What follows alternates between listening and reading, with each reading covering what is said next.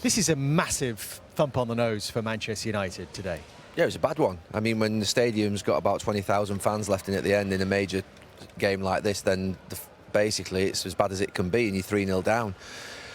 I think the impact of taking Casemiro off will reverberate around the dressing room because he's one of the leaders, just like the Harry Maguire situation we've done a year and a half ago, when someone in your dressing room that's important to the group and has got a voice obviously gets hooked at half-time like that and he's made 2 mistakes. It has a big impact, but it's been a really challenging time for Manchester United for 10 years, whether you're Antony, an 80 million winger, Di Maria, an 80 million pound winger, Sancho that's just left this week, whether it's Marcus Rashford, who's a young kid that's coming through the ranks, who's struggling in the second half and the fans are onto him. It's really difficult, and managers have struggled, not just Erik ten Hag, every manager that's come to this club has struggled, and there is a feeling today of, are we going to go through the same thing again? But I think it's a time for a bit of calm. It's an international break, which is probably well needed for United. But Erik ten Hag's going to have to get the club into a position sort of challenging for Champions League towards Christmas, or else he's going to be in trouble. He knows that. You know, he's been influenced to change his team, his staff in the summer. He's brought 2 new coaches in. That is not always ideal as well. So there's new messaging coming in, even though he's been here for 2 years. There's new technical directors, CEOs. There's a lot of change at the club. There are a lot of staff that have been here a long time that are leaving as well. So, look, there was going to be some pain along the way of actually, if you like, interfering with the Glazer ownership. We're seeing that pain right here today. It's not going to change quickly. It's a sobering day for United, but one that I think just requires some calm, because we wanted change of ownership and we've got that, and there is some things happening and we have to let it settle in and bed in. So you're calling for time and patience, quite rightly. We're only 3 games into a new season, but I suppose the question is, when could this get difficult for Erik ten Hag in particular? Particularly given the fact that they finished 8th last season and lost 14 games last season. That is... Well, the last week's been difficult. It's not a clean slate in that sense. No, absolutely not. Again, finishing 8 and the amount of games they lost last year, obviously they got out of it with the FA Cup. That kind of lifted everybody, but you look at them fixtures. But for Man United, you wouldn't be taking anything for granted. Southampton away, you know, there was... Fulham here caused them problems. Brighton obviously beat them, and now Brighton are going along nicely. But every game for Man United, I think, would be tough. Particularly, again, when I go back to it, I keep repeating myself, when you make 1 or 2 mistakes and teams are getting at you that easily, then every game's going to be a challenge. Jamie, do you think that this manager needs time to deliver the change that the club is making, that Gary's talking about? They made some new signings, but debuts today. Or is there a danger that he is an obstacle to progress? I'd say the latter. I don't think anything's really going to change in terms of the football that we play. What we saw there, we saw a lot last season where teams are just running at Manchester United's back 4. I've seen this with Liverpool, actually. You go back before Jurgen Klopp came in, and there was talk of Brendan Rodgers losing his job at the end of one season. He wasn't sure what to do, FSG, and they kept him, and they changed the staff. Exactly what Erik ten Hag's done here, and you'd expect something different. The manager's the main man. He dictates what goes on here, and not coaches. His philosophy of play, how he wants to play. And Brendan Rodgers was gone in October. And, I mean, Erik ten Hag said in his interview, we'll see where we are at the end of the season. And yeah, it's early days, it's 3 games. I'd be surprised if he was still in charge at the end of the season, because the football, the way they're talking about play, and Jason Wilcox, I think, made a statement last season about a philosophy of play. There isn't one. We can see it with Slot in the first 3 games. Now, that doesn't mean it's going to be successful. There's different ways of playing, but you can already see something, the way they try and play, the profile of players that they're looking for.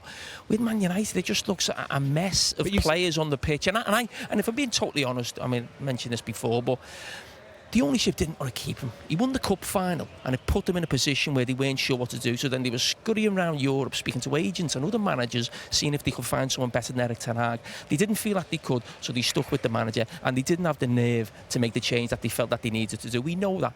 And listen, it's probably delaying the inevitable. Does that make it impossible for him to be successful here, Gary?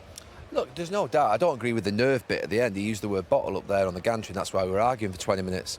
But generally, we don't know about that. So, well, he said that the ownership bottled it in not getting rid of him. Jamie said the ownership bottled it. Yeah, right, at the end of the season up there, they did.